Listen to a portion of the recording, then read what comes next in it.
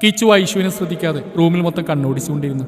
വൈഷു അവനെ ശല്യം ചെയ്യാതെ അടുത്തുള്ള ബെഡിൽ കയറിയിരുന്നു. അവളുടെ കണ്ണുകൾ അവന്റെ മുറിവിലെല്ലാം ഓടി നടന്നു. കുറച്ചു കഴിഞ്ഞ് കിച്ചു എഴുന്നേറ്റിരിക്കാൻ നോക്കുന്ന കണ്ട് അവൾ വേഗം അവന്റെ അടുത്തേക്ക് ചെന്ന് പതി അവൻ ഇരുത്തി കൊടുത്തു. എന്തെങ്കിലും വേണോ? അവൻ നോക്കുന്നവൾ ചോദിച്ചു. അത് കുറച്ച് വെള്ളം വേണം, തൊണ്ട പറ്റുന്നുണ്ട്. വൈഷു ഫ്ലാസ്കിൽ നിന്ന് ചുടുവെള്ളം എടുത്ത് ആക്കി അവന് കൊടുത്തു. വെള്ളം കുടിച്ച് ഗ്ലാസ് അവൾ കൊടുത്തു കഴിഞ്ഞിട്ടും അവൻ അങ്ങനെ തന്നെ ഇരുന്നു. വൈഷു, കിച്ചു പേര് വിളിച്ചതും അവൾ തിരിഞ്ഞു നോക്കി. ഇന്നലെ എപ്പോഴാ വന്നേ? ശ്രീയേട്ടൻ രാത്രി അക്കുവിനെ വിളിച്ച് വിവരം പറഞ്ഞപ്പോൾ ഞാനിവിടെ ഉണ്ടായിരുന്നു. അപ്പം തന്നെ ഇവിടേക്ക് പുറപ്പെട്ടത്. അവിയോ അക്കു ആനിയും വരുന്നു എന്ന് പറഞ്ഞത്. പിന്നെ എല്ലാവരും കൂടെ വരണമെന്ന് ശ്രീയേട്ടൻ പറഞ്ഞു. രഘുഅങ്കിൾ ഇതുവരെ കാര്യമൊന്നും അറിഞ്ഞിട്ടില്ല. അങ്കിള് വീട്ടിലില്ല. അവൻ മറുപടി ഒരു മുകളിൽ ഒതുക്കി. അമ്മക്കിപ്പോൾ എങ്ങനെയുണ്ട്? അമ്മക്ക് കുഴപ്പമൊന്നുമില്ല കിച്ചുവേട്ടാ, ചെറിയ ക്ഷീണമുണ്ട്. ഏട്ടനെ കാണാന്ന് പറഞ്ഞ ബഹളാണ്. വൈകുന്നേരം വന്ന് കാണാമെന്ന് പറഞ്ഞപ്പോഴാണ് ആളൊന്ന് അടങ്ങിയത്. നീ ഭക്ഷണം വല്ലതും കഴിച്ചോ? രാവിലെ ശ്രീയേട്ടൻ വാങ്ങി തന്നിരുന്നു. പിന്നീട് സംസാരിക്കാൻ വിഷയമില്ലാത്ത പോലെ രണ്ടുപേരും മൗനമായിരുന്നു. മാളു കുളിച്ചിറങ്ങിയപ്പോൾ കാണുന്നത് കുളിച്ച് ബെഡിൽ കിടക്കുന്ന കാശിയാണ്. മാളു ചെന്ന് മുടിയിലെ വെള്ളം അവന്റെ മേലേക്ക് കുടഞ്ഞു. അവൻ അവളെ നോക്കി പേടിപ്പിച്ച് തിരിഞ്ഞു കിടന്നു. അവൾ വീണ്ടും വെള്ളം കുടഞ്ഞപ്പോൾ കാശി മുഖം വീർപ്പിച്ചുകൊണ്ട് ചാടി എണീറ്റു. അത് കണ്ടതും അവൾ പൊട്ടിച്ചിരിച്ചു. കാശി അവളെ പൊക്കിയെടുത്ത് പിന്നിൽ നിന്ന് മുറുകെ ചുറ്റിപ്പിടിച്ച് താടി അവളെ തോളിൽ വെച്ച്. മാളു അവൻ പിടിച്ചു വെച്ചത് അനങ്ങാതെ നിന്നു. എന്താ മോളെ ഒരു കള്ളച്ചിരി? ചുമ്മാ. ആണോ? ആന്ന്. കാശി അവളുടെ ഷോട്ടിൽ നിന്നും പതിയെ ടോപ്പ് താഴ്ത്തി അവിടെ മുത്തി. മാളുവിന്റെ കൈ ചുറ്റിപ്പിടിച്ചിരുന്ന അവന്റെ കയ്യിൽ മുറുകി. അവന്റെ ചുണ്ടുകൾ അവിടെ നിന്നും മേലെ കഴുത്തിലേക്ക് സഞ്ചരിച്ചതും മീശ തോളിൽ കുത്തി ഇക്കിളിയായി പുളഞ്ഞുകൊണ്ടുള്ള അവനെ തള്ളി മാറ്റി. ഇക്കിളിയാണ് കാശിയേട്ട. അവന്റെ മുഖം കണ്ട് ചിരിയോടെ അവൾ പറഞ്ഞു. അവളുടെ ഒരു ഇക്കിളി, ഈ ഇക്കിളിയൊക്കെ ഞാൻ വൈകാതെ മാറ്റി തരുന്നുണ്ട് കേട്ടോ. അവസാനം കളിയോടെ പറഞ്ഞ് അവൻ അവളെ വലിച്ചടുപ്പിച്ച് പതിയെ കവിളിലൊന്ന് മുത്തിക്കൊണ്ട് അവൻ താഴേക്ക് പോയി. മാളു അവന്റെ ചുണ്ട് പതിഞ്ഞെടുത്ത് കൈവച്ച് ചിരിയോടെ അവിടെ നിന്നു. കാശി മാളു അവിയെ അക്കുവിനെ അമ്മയും കൊണ്ട് കിച്ചു കിടക്കുന്ന റൂമിലേക്ക് പോയി. ഇപ്പോൾ വരാമെന്ന് പറഞ്ഞ് പോയിട്ട് ഇപ്പോൾ 2 മണിക്കൂർ കഴിഞ്ഞു. കിച്ചുവിന്റെ വായിലിരിക്കുന്ന എന്തായാലും കേൾക്കുമെന്ന് കാശിക്ക് അറിയാമായിരുന്നു. റൂമിന്റെ അടുത്തെത്തിയതും ചിരിയും ബഹളമൊക്കെ കേട്ട് അവർ സംശയിച്ച് അകത്തേക്ക് കയറി. അകത്ത് കിച്ചുവിന് വേണ്ടി വാങ്ങിവെച്ച ഫ്രൂട്ട്സൊക്കെ വെട്ടിവിഴുങ്ങി ചിരിച്ചുകൊണ്ടിരിക്കുന്നവരെ കണ്ട് കാശിയുടെ കണ്ണുകൾ തിളങ്ങി. ദേവ്, ആൽവി. അവന്റെ ചുണ്ട് പതിയെ മൊഴിഞ്ഞു. കാശിയെ കണ്ടതും ആൽവിയും ദൈവം അളിയ എന്ന് വിളിച്ചോടി അവന്റെ അടുത്ത് വന്നു. പിന്നെ അവിടെ ഒരു കെട്ടിപ്പിടിക്കൽ മഹാമഹം തന്നെ ആയിരുന്നു. അവർ നേരിൽ കണ്ടിട്ട് കാലം കുറയായിരുന്നു. അന്ന് കാശിയും ശ്രീയും കോളേജിൽ നിന്ന് പോയിട്ട് അവർ പിന്നെ കണ്ടിട്ടുണ്ടായിരുന്നില്ല. കാശിയും ശ്രീയും ബാംഗ്ലൂർ തന്നെ തുടർന്നപ്പോൾ ഇവർ അയർലൻഡിലേക്ക് MBA ചെയ്യാൻ പോയി. അവിടെ തന്നെ ഇപ്പോൾ വർക്കും ചെയ്യുന്നു. അതിനിടയ്ക്കാണ് ശ്രീയും അങ്ങോട്ട് വന്ന്. നേരത്തെ നടന്നതിന്റെ ബാക്കിയായിരുന്നു അവിടെ. ഒരുപാട് നാളുകൾക്ക് ശേഷം ആ സൗഹൃദങ്ങൾ വീണ്ടും കണ്ടുമുട്ടി. അതിന്റെ സന്തോഷം അവിടെ നിന്നിരുന്ന ഓരോരുത്തരും പ്രതിഫലിച്ചു. അത് കാണാൻ കിച്ചുവിൽ എന്തോ ഒരു വേദന ഉണ്ടായി. അറിയാതെയാണെങ്കിലും ഈ സന്തോഷങ്ങളെല്ലാം ഇത്ര നാളും ഇല്ലാതെ പോയത് തൻ്റെ ഒരാളുടെ സ്വാർത്ഥത ഒന്നുകൊണ്ട് മാത്രമാണ്. നീയൊക്കെ എയർപോർട്ടിൽ നേരെ ഇങ്ങോട്ടേക്കാണ് വന്ന്? കാശി. അല്ലടിയാ, നമ്മൾ വീട്ടിൽ പോയിട്ടൊന്ന് ഫ്രഷ് ആയിട്ടൊക്കെ ഇറങ്ങിയത്. നല്ലപോലെ ഫുഡും തട്ടിയിട്ടാണ് വന്ന്. പക്ഷെ ഇവിടെ വന്നപ്പോൾ വീണ്ടും വിശക്കുന്നു. ആൽവി അവൻ്റെ വയറിൽ തടവിക്കൊണ്ട് പറഞ്ഞു. ഓ, അതുകൊണ്ടാണോ വന്നോടനെ ഇവിടെ ഇരുന്നൊക്കെ എടുത്ത് വിഴുങ്ങിയത്?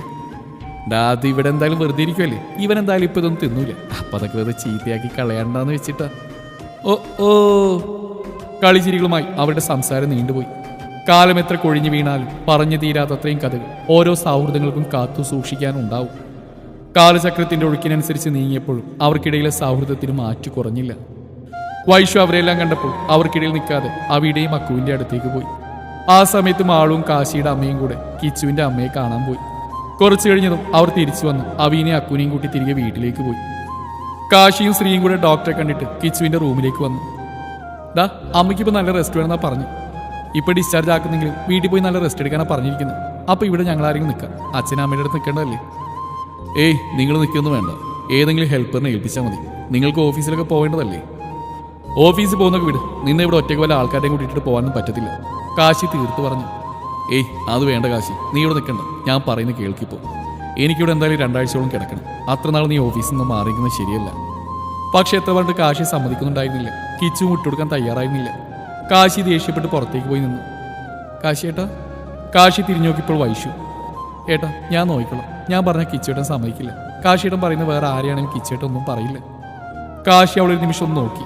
പിന്നെ ഒരു ചിരിയോടെ അവളെയും കൂട്ടി കിച്ചുവിൻ്റെ അരികിലേക്ക് പോയി. അപ്പൊ നീ ഞങ്ങളാരും നിൽക്കാൻ സമ്മതിക്കില്ല അല്ലേ? നിങ്ങൾ ബുദ്ധിമുട്ടുണ്ടാ, ഒരു ഹെൽപ്പർ മതി. ഓക്കെ, ഞങ്ങളാരും നിൽക്കുന്നില്ല. പക്ഷെ ഹെൽപ്പ് ചെയ്യാൻ ആളെ ഞാൻ ഏർപ്പാട് ചെയ്യും. എന്താ, സമ്മതാണോ? അത് മതി. നീ തന്നെ ആരെയാന്ന് വെച്ചാൽ വിളിച്ചോണ്ട് വാ. ഇനി വിളിക്കാനൊന്നും പോകണ്ട, ആളിവിടെ തന്നെ ഉണ്ടല്ലോ. വൈഷു, നീയാണ് ഇനി മുതൽ അവൻ്റെ ഹെൽപ്പർ, ഓക്കെ? അവനെ നല്ലവരെ നോക്കും. കാശി വൈഷുവിനെ നോക്കി പറഞ്ഞു. ഡാ നീ അതൊന്നും പറ്റില്ല, വേറെ ആരെങ്കിലും വിളിച്ചാൽ മതി. ഓ മോനെ, നേരത്തെ ഞാൻ പറയുന്ന ആരെ വേണം നീ അപ്പോയിൻമെൻറ്റ് ചെയ്യാൻ സമ്മതിച്ചല്ലായിരുന്നോ? അവൾ പറ്റത്തില്ല, ഞാൻ തന്നെ വരും. എന്താണെന്ന് വെച്ചാൽ നീ തന്നെ തീരുമാനിക്കുക. ഡാ അത് അവൾക്കൊരു ബുദ്ധിമുട്ടാവൂടാ. എനിക്കൊരു ബുദ്ധിമുട്ടുമില്ല വൈഷു. അവൾക്കൊരു കുഴപ്പമില്ല. ഇനി നീ ആയിട്ട് എന്തെങ്കിലും കുഴപ്പമുണ്ടാക്കിയ ഞാൻ അപ്പോയിൻ്റ് ചെയ്താ അവളെ. അതുകൊണ്ട് നോക്കി കണ്ടൊക്കെ പെരുമാറിക്കണം, കേട്ടല്ലോ? കാശി കിച്ചുവിൻ്റെ അടുത്തോണ്ട് ഇരുന്നോണ്ട് പറഞ്ഞു. കിച്ചു കാശിയെ അടുത്തോട്ട് വിളിച്ചുകൊണ്ട് അവൻ്റെ ചെവിയിലായി പറഞ്ഞു. മോനെ, ഇതിനുള്ളത് എനിക്ക് ഞാൻ തരുന്നുണ്ട് കേട്ടോ. കാശി അതിന് അവനെ നോക്കി വിളിച്ചു കാട്ടി. അന്ന് രാത്രി വരെ അവരെല്ലാവരും അവിടെ തന്നെ ഉണ്ടായിരുന്നു. അവർക്ക് രാത്രിയിലേക്കുള്ള ഫുഡ് വാങ്ങിക്കൊടുത്താണ് അവർ മടങ്ങിയത്. വൈഷു അവനുള്ളൊരു ഫുഡ് ഒരു പ്ലേറ്റിലാക്കി എടുത്ത് അവൻ്റെ അടുത്തോട്ട് ചെന്നു. അവൾ ഫുഡുമായി വരുന്നുണ്ടത് അവൻ പതിയെ എണീറ്റിരുന്നു. പ്ലേറ്റ് അവളുടെ കയ്യിൽ നിന്ന് വാങ്ങാനായി വന്നതും അവൾ അവനെ തുറിച്ച് നോക്കി. ഇതൊക്കെ ആരും കണ്ടിട്ട് വേണം, ഞാൻ തന്നെ നോക്കുന്നില്ല എന്ന് കാശിയേട്ടൻ പറയാം. അതുകൊണ്ട് ഇങ്ങോട്ട് ഇരുന്ന മര്യാദക്ക്. അതും പറഞ്ഞ് അവൾ അവന് വാരിക്കൊടുത്തു. കിച്ചു അവളെ ആദ്യമായി കാണുന്നവരെ നോക്കിയിരുന്നു. ഓരോ ഉരുളയും അവൻ അവളുടെ മുഖത്ത് നിന്ന് കണ്ണെടുക്കാതെയാണ് കഴിച്ചത്. തൻ്റെ മേലേക്ക് നീളുന്ന അവൻ്റെ ഓരോ നോട്ടവും അവൾ കണ്ണിൽ നിന്ന് അടിച്ചു. എങ്കിലും അവളുടെ ചെന്നിയിൽ വിയർപ്പ് പൊടിഞ്ഞു. അവനെ നോക്കാൻ ബുദ്ധിമുട്ട് തോന്നി. അതുകൊണ്ട് തന്നെ അവന് വേഗമെല്ലാം കൊടുത്ത് അവൾ എണീറ്റുപോയി. അത് കാണി കിച്ചുവിൻ്റെ ചുണ്ടിലൊരു പുഞ്ചിരി വിരിഞ്ഞു. കാശിയും ശ്രീയും ആൽവിയും ദേവും തിരിച്ച് വീട്ടിലേക്കുള്ള യാത്രയിലാണ്. ആ പുഞ്ഞാര മോനിപ്പോൾ എവിടെയാടാ? ആൽവി. കയ്യെ കിട്ടിയാൽ തീർക്കണവരെ, ദേവ് മുഷ്ടിയൊട്ടിക്കൊണ്ട് പറഞ്ഞു. എൻ്റെ ചെറുക്കനൊന്ന് എണീറ്റ് കഴിയട്ടെ, അതിനുവേണ്ടി ആ വെയിറ്റിംഗ്. സ്റ്റിയറിംഗിൽ അമർത്തി പിടിച്ചുകൊണ്ട് കാശി പറഞ്ഞു. അവനെ മൊത്തത്തിൽ തറക്കാനുള്ള ഒരു പണി നമ്മൾ ഒരുക്കിയിട്ടുണ്ട്, അല്ലേ ശ്രീ? ഇനി കിച്ചൂടെ വന്നാൽ മതി, ബാക്കിയെല്ലാം സെറ്റാ. എന്താടാ അവൻ ഒരുക്കിയത്? അവൻ്റെ മറുപടി കേട്ട് എല്ലാവരും പരസ്പരം നോക്കി ചിരിച്ചു. കാശി എല്ലാവരും ഡ്രോപ്പ് ചെയ്ത ശേഷം വീട്ടിലേക്ക് പോയി. അവൻ ചെല്ലുമ്പോൾ എല്ലാവരും കിടന്നിരുന്നു. സ്പെയർ കീ ഉപയോഗിച്ചാണ് അകത്തേക്ക് കയറിയത്. അവൻ റൂമിൽ ചെന്നപ്പോൾ മാൾ ഉറങ്ങിയിട്ടുണ്ടായിരുന്നു. അവനൊന്ന് ഫ്രഷായി വന്ന ശേഷം അവളുടെ അരികിലേക്ക് ചെന്ന് അവളെ തന്നെ നെഞ്ചോട് ചേർത്ത് പിടിച്ച് കിടന്നു.